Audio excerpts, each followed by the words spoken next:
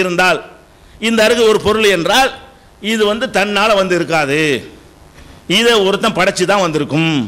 அந்த படைச்சவனை நம்ம பார்க்காவிட்டாலும் சரி, அவன் யாருன்னு நமக்கு தெரியாவிட்டாலும் சரி, அவன் கெட்டவனா கூட இருந்தாலும் சரி, அவன் இது தன்னால் வந்திருக்காது.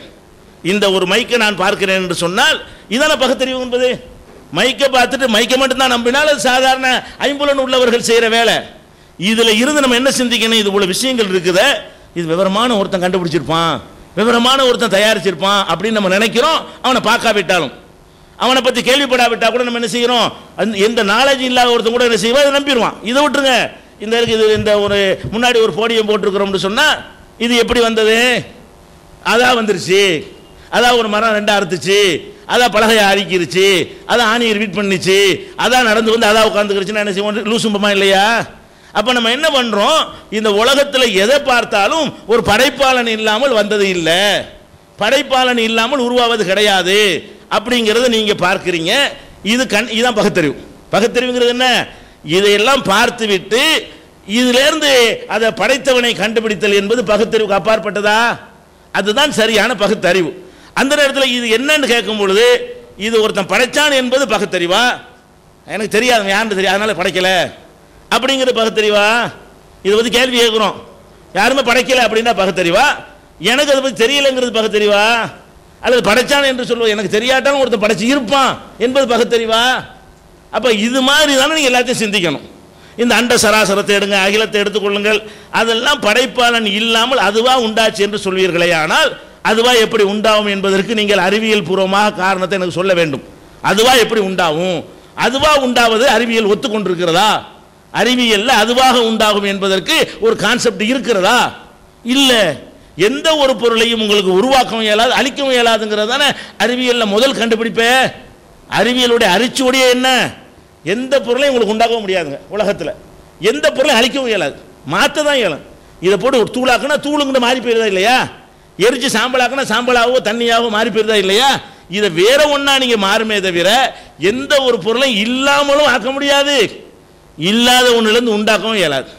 அப்போ இல்லாத ஒன்றிலிருந்து உண்டாக்க இயலாது என்பதுதான் அறிவியல் என்று சொன்னால், அப்போ நீங்கள் இந்த அண்ட சராசரங்கள் இவ்வளோ பெரிய பிரம்மாண்டமான பொருள்கள் அதுவாக உண்டாக்கி கொண்டது என்று நீங்கள் நிறுவனால்தான் படைக்கலன்னு ஆகும். நீங்கள் என்ன நிறுவனே, இந்த அனைத்துமே அதுவாகத்தான் உண்டானது, அதுவாக உண்டாக்கி கொள்கிற அளவுக்கு அதுக்கு அறிவு இருந்தது, அதுவாக உண்டாக்கி இதுவாக உண்டாயிருச்சுன்னு எப்போ சொல்லணும், இதுக்கே ஏதோ மூளைலாம் இருந்து, இதுக்கே ஒரு அறிவுலாம் இருந்து, இதுவே தன்னை டெவலப் பண்ணி கொள்ளக்கூடிய தன்மை படைச்சதாக இருந்தால் கூட கொஞ்சம் அறிவு ஏற்றுக்கணும். அதுக்கு மூளை இருக்கலப்பா, அதை வச்சு உண்டாக்கிருச்சுன்னு இது ஒரு இடம் கிடையாது. இதில் நம்ம என்ன செய்யறோம், இதுவே இது தன்னைத்தானே உருவாக்கி கொண்டது அப்படின்னு சொன்னால் நம்ம நம்புறோமா? நம்புறது இல்லை. அப்போ அறிவு இல்லாத, சிந்திக்கிற ஆற்றல் இல்லாத வெறும் ஜடப்பொருளாக இருக்கக்கூடிய மனிதனுக்கு இருக்கிற ஆற்றல் கூட அது கிடையாது. சூரியனுக்கோ சந்திரனுக்கோ இந்த யூனிவர்ஸுக்கு இந்த பிரபஞ்சத்துக்கு என்ன கிடையாது, மனிதனுக்கு இருக்கிற அறிவு அதுக்கு இருக்குதா? கிடையாது. அப்போ ஒன்றுமில்லாத ஒன்று அதுவாக உண்டானது, அதுவாக பெருசானது, அதுவாக டெவலப் ஆகி கொண்டது, அதுவாக அதற்குரிய சக்திகளை அதற்குள்ள உண்டாக்கி கொண்டது, இன்னும் என்னென்னவா இருக்குன்னு கண்டுபிடிக்கிறான், அம்புட்டுமே அதுவாக அதுக்குள்ள உண்டாக்கி கொண்டது. இது பகுத்தறிவா? இப்படி உண்டாயிருக்க முடியாது என்பது பகுத்தறிவா? அப்போ நீங்கள் என்ன பண்ணணும், இந்த உலகத்தில் உள்ள அண்ட சராசரங்கள் அனைத்துமே அதுவாகத்தான் உண்டானது என்பதற்கு அறிவியல் பூர்வமான சான்றுகளோட ஆதாரங்களோட நீங்கள் நிறுவவில்லை என்று சொன்னால், தன்னால் ரெண்டு தானே இருக்கு, அதுவாக உண்டானது ஒருத்தன் படைச்சானா, நீங்கள் என்ன செய்வீங்க, அப்போ கடவுளை யார் படைச்சான்னு கேட்பீங்க, அது தனி விஷயம். கடவுளை யார் படைத்தார் என்று கேட்பீர்களே, அதுக்கு ஆன்சர் இருக்கிறது. அதே கேள்வியை கடவுள்கிட்ட கேட்கலாமா நீங்கள் கேட்பீர்களே, ஆனால் நீங்கள் எந்த முறையில் கேட்கிறீர்களோ அதுக்கு ஆன்சர் வச்சிருக்கிறோம். ஆனால் கேள்வி என்ன, இதெல்லாம் படைக்கப்பட்டுச்சா இல்லையா? படைக்கப்படலைன்னா நீங்கள் ரெண்டு தான் உங்களுக்கு பதில் சொல்லணும். இந்த அண்ட சராசரங்களை எல்லாம் கடவுள் படைச்சாருன்னா அது ஒரு டாபிக், படைக்கலைன்னா அது என்ன, நாங்கள் அதை வச்சு தான் கடவுள் நம்புகிறோம். எதை வச்சு நம்பலை? புராண இதிகாசங்களை நம்பி நாங்கள் நம்பலை, கட்டுக்கதைகளை வச்சு நாங்கள் நம்பலை. நாங்களும் கடவுள் மறுப்பு என்ற நிலையில் ஒரு காலத்தில் இருந்தவர்கள் தான், இருந்து அது தப்புன்னு விளங்கி வந்திருக்கிறோம். முதல்ல கடவுளில் இருந்தோம், அப்புறம் நீங்கள் சொல்கிறலாம் சரியில்லைன்றவுடனே மக்கள் மதம் சொல்கிறதல்ல, இவங்க தப்பு தப்பாக மதத்தை சொல்லி தந்ததுனால அதெல்லாம் கிடையாதுன்னு போனோம். அப்புறம் சிந்திச்சு பார்த்தோம், அப்புறமே நாங்கள் நீங்கள் உங்களை விட்டு போயிட்டு வந்தாங்க தான் நாங்கள். அதனால கடவுள் மறுப்பில் நீங்கள் சொல்லக்கூடிய அத்தனை வாதங்களும் தப்புங்கிறது எங்களுக்கு தெளிவாக விளங்கி தான் நாங்கள் வந்திருக்கிறோம். அப்போ என்ன பிரச்சனை, இதுதான் நீங்கள் ஆய்வு செய்ய வேண்டிய விஷயம். எது இல்லை, நடைமுறைகள் இல்லை. எந்த நடைமுறை? மனிதர்களுடைய நடைமுறையை பார்த்து படிக்காமல் இருக்கிறாங்க, அதனால் சண்டை போட்டுக்கிறாங்க. சரி, அப்போ சண்டை போட்டுக்கிறாங்க, அதனால கடவுள் இல்லை, சண்டை போட்டால் கடவுள் என்ன ஆயிருமா? சண்டை போட்டால் அவன் சரியா இல்லைன்னு சொல்லிட்டு போங்க. ஏன் மதத்துக்கு வெளியே உள்ளவங்க சண்டையே போடலையோ? கம்யூனிஸ்டுகள் லெஃப்ட் ரைட் அடிச்சுக்கிட்டதுலாம் வரலாறுல மறந்தா போச்சு. கடவுள் இல்லை என்று சொன்னதானே அவ்வளோ பேர் அடிச்சு ஸ்டாலின் கொன்றார். மதவாதிகளால் கொல்லப்பட்டவர்களை விட மதம் இல்லை என்று சொல்லப்பட்டவர்களால் கொல்லப்பட்டவர்கள் தானே வரலாற்றில் அதிகம். இரும்பு திரை போட்டு ஒரு காலத்தில் மறைச்சு வச்சதுனால தெரியாமல் இருந்தது. அவருடைய இரும்பு கோட்டையை போட்டுக்கொண்டு அங்கே என்னென்னலாம் பண்ணினார்கள். இங்கே கூட வந்து கடவுள் இல்லைன்னு சொல்லக்கூடியவர்கள் எதுக்காக வேண்டி 2-3 குரூப்புகளாக, இங்கே சின்ன குரூப்பு, அதில் 3 குரூப்பாக பிரிஞ்சிட்டீங்க. ஒரு பகுதியில் கழகங்கிறீங்க, அந்த புஸ்தகத்தையே பிரச்சாரம் பண்ணுறதுக்கு ஒருத்தர் தடுக்கிறாரு, அவர் கடவுள் மறுப்பில் இருக்கிறேங்கிறாரு. மாவோயிஸ்டுகள் இன்னைக்கு என்ன செய்யறாங்க? மாவோயிஸ்டுகள் வந்து யாரை எதிர்க்கிறாங்க? அந்த அவங்களுக்கு தாய் சபையாக இருக்கக்கூடிய கம்யூனிஸ்டை எதிர்க்கிறாங்க. ஒரு அதிசயத்தையே மேற்கு வங்காளத்தில் பார்க்குறோம்.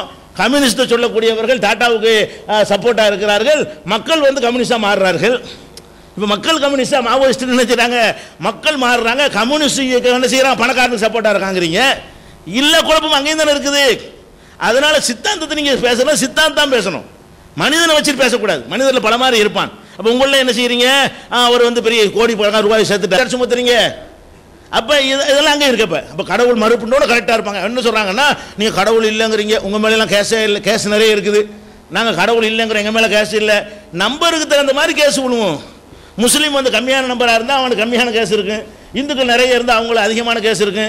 நீங்கள் வந்து விரல் விட்டு மைக்ரோவில் இருக்கிறீங்க, அது மாதிரியான ரெக்கார்டு ஆகுறது கிடையாது. 1-2 கேஸ் அங்கிட்ட அப்படி வரும். அதனால வந்து இதை ஒரு அளவுகோல்.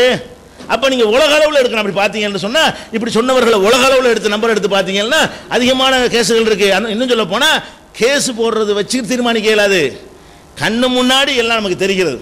இந்த காசு பணம் என்பதற்காக வேண்டி எல்லா விதமான தார்மீக நெறிகளை மீறக்கூடியவர்கள் எல்லா பக்கத்திலும் இருக்கிறார்கள்.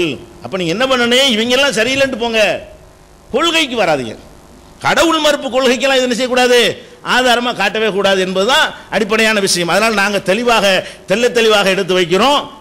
இந்த அண்ட சராசரங்களை, இந்த கோள்களை, இந்த கேலக்சியை, இந்த பிரபஞ்சத்தை, இந்த யூனிவர்ஸ் நிறைய இருக்குங்கிறான். அவ்வளவும் தன்னால் உருவாக இல்லை. அறிவியல் பூர்வமாக தன்னால் உருவாக முடியவே முடியாது. அப்ப அதுக்கு ஒரு படைப்பாளன் தேவை என்பதுதான் இன்றைக்கு விஞ்ஞானிகள் கண்டுபிடித்து சொல்லி இருக்கக்கூடிய ஒரு சித்தாந்தம் என்பதை நாங்கள் அர்த்தம் திருத்தமாக நிறுவுகிறோம். ஒன்று.